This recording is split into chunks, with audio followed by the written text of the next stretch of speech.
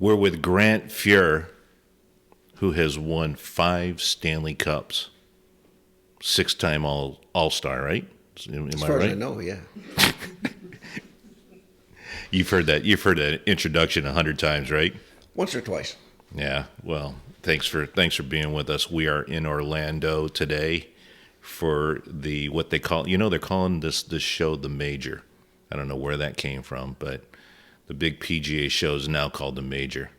I've never heard that before, so There interesting. There you go. So, I don't know. But anyhow, it is awesome to have you. You know what? Everybody, you've done how many interviews now? What do you think, about 1,000,002? Yeah, maybe a little less, but a few. Yeah, so we're going to because everybody that has heard probably all the interviews are all the big hockey fans, and so we're going to tie hockey in with golf, because we know you are a Golf fanatic. A little bit. golf freak. That works. Yeah. So let's see. There's 365 days in a year, and Grant probably plays 366. If I could, yes. Yeah, but you know what? Last year was a bad year for you. Because 167 last year, so because why? Tell us why. I got a shoulder replaced, so we had a little downtime last year. But at the same time, I still got reasonable quota in. My wife will tell you too much, but there's no such thing. How many did you do? 167. 167. Jeez. It's a nice calm year. I think I did about 12 rounds last year. That's way too much like work. Yeah, it's because of work. Work gets in the way. Kids get in the way. We have a 10, 11-year-old girl, so, Cuts in on golf. Yeah, the free time now is spent with them, chasing them around, which is fun. Uber right? driver. It's a sideline. Exactly. In fact, we just upgraded our car to a larger car, one of those big Infinity Q80s, which gets about 13 miles per gallon, just so we can haul around 2 girls, their friends, their backpacks, their bags, you name it. I remember those days. Yeah. Man, you just had you have one grandkid now, huh? And one granddaughter born December 26th last year, so You just know what turned that one. means? You know what that means? I'm getting old. You old. I resemble that fully. But here's the bad thing is you're younger than I am. Now that sucks. I'm getting younger by body part, though. You are. It's because you're like a $6 million man. You're A rebuilding yourself. A couple of knees, a shoulder, so we're getting younger that way. Yeah, you're going to be like one of those new cars, auto driving. Not quite that good. Yeah.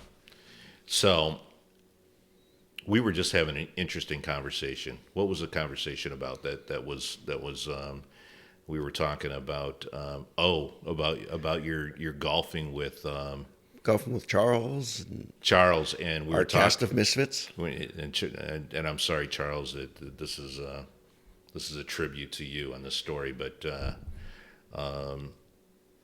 we were talking about that hitch that he has, and you were trying to tell me that that hitch is no longer.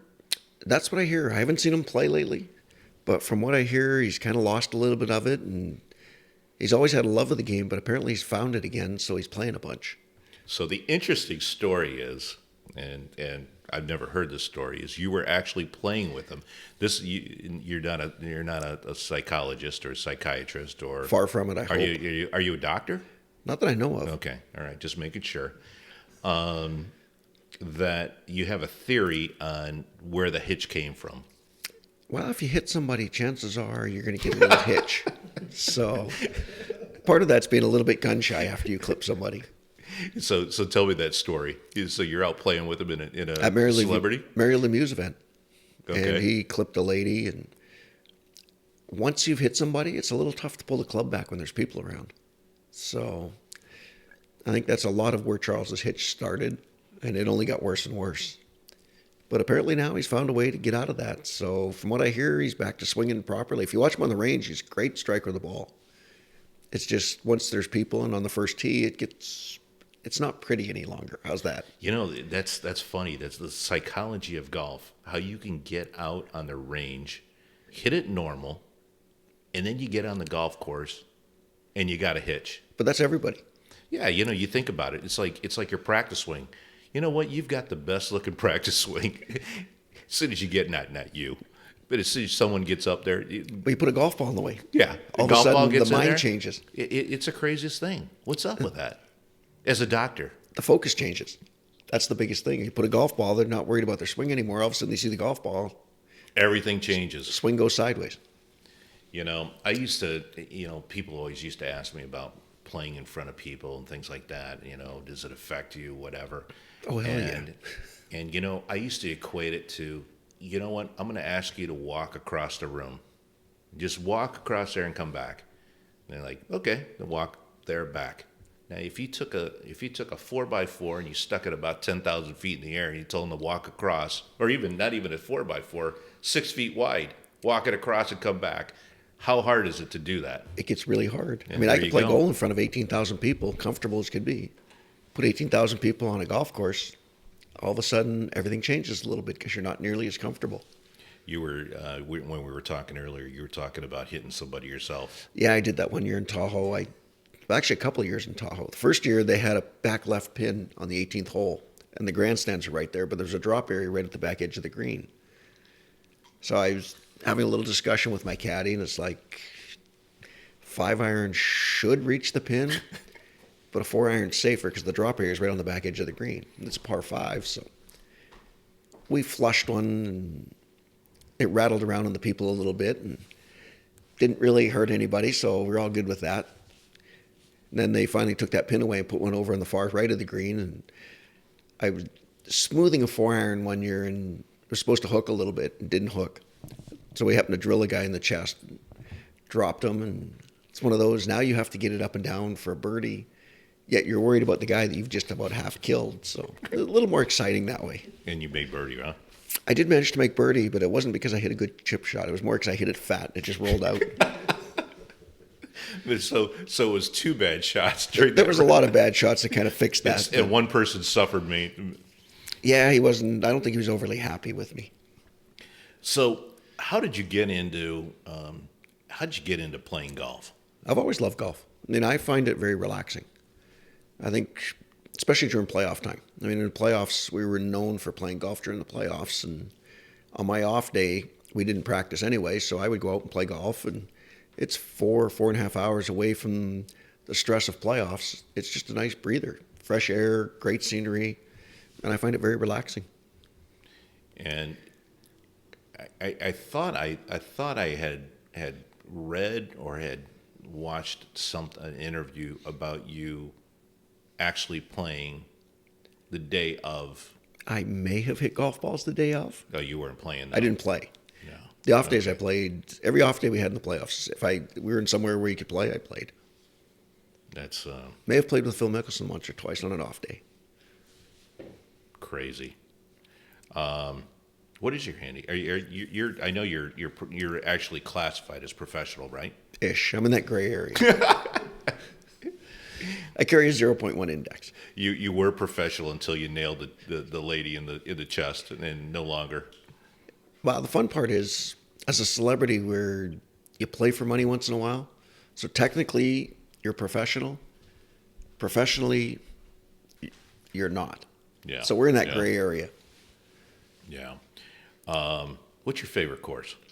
If you had to name any course that you've played, what's the most favorite? I've been lucky to play a lot of great golf courses. I mean, I've played Pine Valley, I've played Carnoustie, I've played St. Andrews, played Muirfield Village.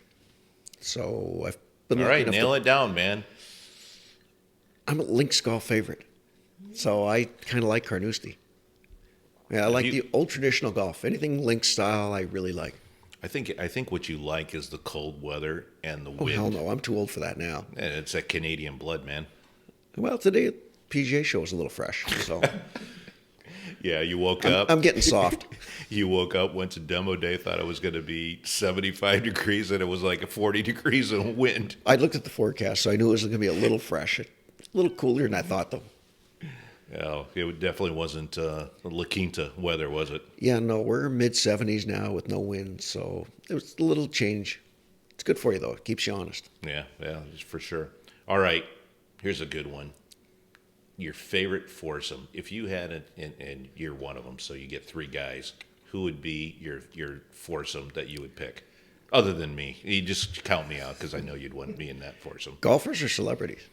Anybody, man. Could be your wife, could be, could be your dog. I don't know. Let's see. I'd probably play with. I would have loved to have played with Sevy. Obviously, I've been lucky enough to play with Jack Nicklaus, so that was fun. Gretz is always fun to play with. Brett Hall's fun to play with. Michael Jordan's fun to play with. So, I'm sure you were doing a little betting out there with Michael. possibly $1 or $2. Yeah, But yeah. we'd probably make it a fivesome. So Oh, okay. How was Jack? Was that fun? really nice man. I mean, I had a lot of fun. We did an outing for him down in Virginia, and got a chance to spend a little bit of time with him and everything. And he's just a phenomenal man. I see he's, I was just reading the other day, I think he's about ready to turn 80, if he hasn't turned 80. I think he just turned 80. Yeah, yeah, that's incredible. Jack was just one of the best players in the world. I just No question, one of the best. I used to growing up, I'd read all these almost like comic book figure type or books that were, about playing golf and the instruction manuals or whatever. It was good. He's a good guy. I've had the opportunity to meet him as well, and not play golf with him. That would have been a highlight. It was for pretty. sure. It was actually pretty cool. I mean, long past his prime, but still strikes the ball solid. Amazing. It's amazing. They did that par 3 tournament during the Masters. It's crazy. It's crazy how It's the best part of the Masters. Yeah. I shouldn't say the best part, but it's It one of is. the parts I'll actually spend time and watch. It is. I love that. Love the Wednesday. Love the Wednesday golf. So you're starting a charity type. We started a tournament, right? foundation, going to benefit the Betty Ford Center. So we're going to have our first celebrity event. And got a good cast of guys coming in. I mean, a lot of the guys that I played with over the years, and guys I played against, some guys from the different sports that I've gotten to be friends with over the years. I mean, we're lucky enough to play in 30 events a year, so you make a lot of good friends. And everybody said, "Yeah, no problem. We'll be happy to come in." That's awesome. That's awesome. When is that? Is it coming up? We're doing it April 5th, 6th, 7th. Oh, that's great. And can anybody get into that tournament? Or? Anybody can get into that. And it's going to be in Palm Desert, huh? It's in Palm Desert. We should be 75, 80 degrees by that time, so be just about right. So if somebody wanted to get into that tournament, other than calling me, Go to the GF31 Foundation. It's on Twitter. It's on Facebook. We've got a website now for the Grant Fuhr Invitational. So you can find all the details there. that's awesome. And you got me a spot saved, right? Always. Perfect. Hey, tell me about the movie. How'd the movie go? And The movie turned out phenomenal. Way better than I ever it was thought. awesome. It was awesome. I got to watch that. I actually downloaded it. So you owe me whatever it was, $15 or I don't know what it was. You're buying a drink tonight. I'm good with that. But it was an awesome movie and a lot of good insight. You know what? It turned out really good. I mean, when we first sat down and did it, it was like, I know what my life was like. Will other people find out if it's interesting or not? And That's got to be a crazy feeling, huh? hard to live through the first time, way easier the second time. Yeah. Because you know the ending of everything. Yeah. So I think that was the big That was thing. a good ending, right? Yep, everything's turned out positive. I mean, I think that's the fun part of it is, bumps along the road and everything, but at the end of the day, it's Like everybody. what's popped up at the end of the day. And life keeps getting better and better, and we're able to give back a little bit, so it all works out. Yeah. Sometimes things happen for a reason. Everything happens for a reason. And now you can give back in a different way. And It gives you multiple ways to give back, which is Yeah. nice. yeah, I like it. That you had when you just had the premiere like not long ago, wasn't it? We did about a year ago. So, first premiere we actually did in Calgary, Yeah. which is a little bit strange, but we did the Toronto Film Festival. We did, I think it was one of the largest premieres in Edmonton, where the Oilers were nice enough to give us the big building and put on a deal. I think we did 3,500 or 4,000 for the premiere there. Holy cow, that's amazing. So better than I thought it was ever going to be, but we had a lot of fun doing it. How long does something like that take to shoot? It took us about 2 years. I mean, They had to sell me on it. 2 years. Well, they had to sell me on it first. So that was the hard took you part. a year and a half to sell you. Yeah, it took me probably half a year to sell me on that. So rumor has it you're a golf techie. I might be a little bit of This golf is techie. producer's telling me rumor has it you're a golf techie. Yeah, I've actually loved the game of golf for years, but I love the tech side of it. It's fun to try and figure out why things work and how they work and all that good stuff. And we just sent you the Nemesis. You sent me the Nemesis. Here's the big plug for VA shafts, the Nemesis. How do you like it? I love it. Do you? I No, do. seriously. Do you like it? I still love it. I'm not going to ask you one more time. But no, if somebody hasn't hit it yet, they need to hit it. It is seriously phenomenal. The whole VA line's phenomenal. I mean, I've had a chance to try them all. Yeah. I think the Nemesis is my favorite. Grant's been a big supporter of VA, and we appreciate the friendship, the partnership, and he gets to play a lot of the prototypes. Crash test dummy. Yeah, exactly. In fact, I'm going to send you some new. I can't remember if they're 105 or 110 iron shafts. I'm looking forward to hitting them. Yeah, so I think that'll work out well in your Srixon irons. I've got Srixon irons. What are those irons? What irons? 785s. I've had the 785s. 75s in now for Those are nice. 2.5 years. Yeah. They got a brand new full face wedge they just came out with, which is phenomenal. I mean, I wish they'd have come out a couple of years ago, but they just came out. I've had them for about a month now, and I think they just released them at the show here. So Oh, really? they're You they're get extremely everything good. early. I get toys. It's all about the toys. Christmas. If I could just win 5 Stanley Cups, I could be in the same position. It's all about toys, except for grips. Grips aren't toy. Grips. Yeah, I'm old you were school. telling me you're playing leather grips. Grant still Fuhr have plays leather leather grips. grips. Yeah, I still get my grips from Gripmaster. So I've had leather grips going on 20 years now. I used to play leather grips back in 1979, and I remember. The old Newmans. Yeah. We had to hand remember- wrap them, and Yeah, and then I would have to get up and I'd clean them, and because they would start to get hard, and but man, when they're clean, They're still nothing they're better. nice. Yeah, They're they're nice. still Are nothing they? better. Do you play oversized? I do. I play mid-size grip. I mean, Mid-size? arthritis in the fingers, so Yeah, you don't have same. to squeeze quite as hard. Same. It's what happens when you get old.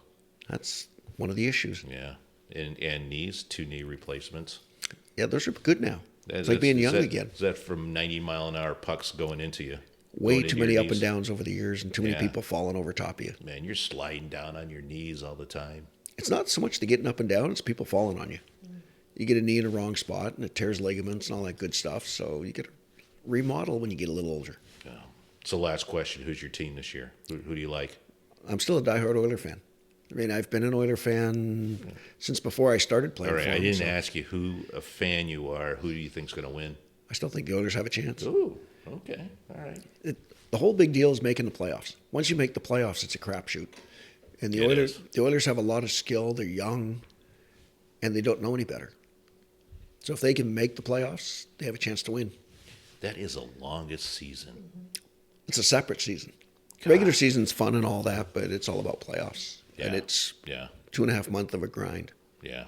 What'd you think of last year's playoffs or last year's Stanley Cup? Phenomenal for St. Louis. Yeah, I mean, it's that a was city big. that deserved it. That was a big win. But at the same time, to come back from being dead last January 1st, nobody's ever done that before. Yeah, that's So, awesome. That's Good, awesome. good to see, and great for the city. Yeah, yeah. Were you were in St. Louis? I weren't spent you? 5 years there. Yeah. How was that? It was a good place. Loved it. Second favorite place to play. I mean, Really? I'm born and raised just outside Edmonton, so that's obviously home and where my heart is. But Yeah. St. Louis was a close second. Yeah, weather's about the same, right? Yeah, no. there's no golf going on in December in Edmonton.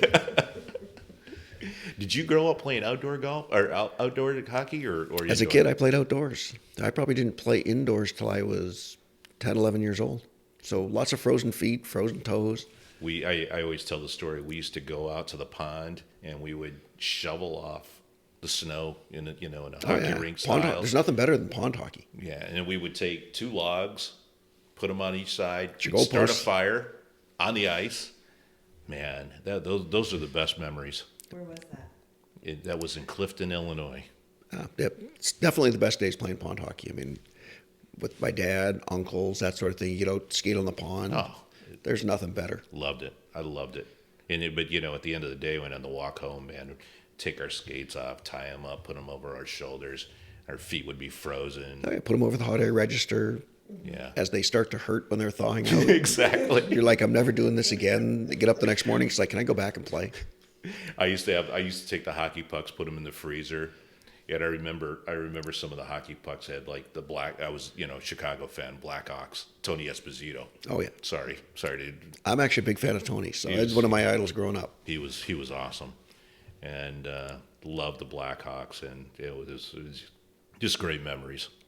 Best memory I had playing against Tony. First chance I got to play against him. It was my very first year, a 2-2 tie on a Sunday afternoon in Chicago Stadium. He was still around, huh? Still around. Wow. But he was around when you started playing. My very first year. That's crazy. So, One of the best goalies, huh? in my mind, yes, definitely. Next to you. Between him, Glenn Hall, they're probably my two favorites. Yeah, the Blackhawks. They had a great team. It was fun. Well, thanks for coming on, man. We've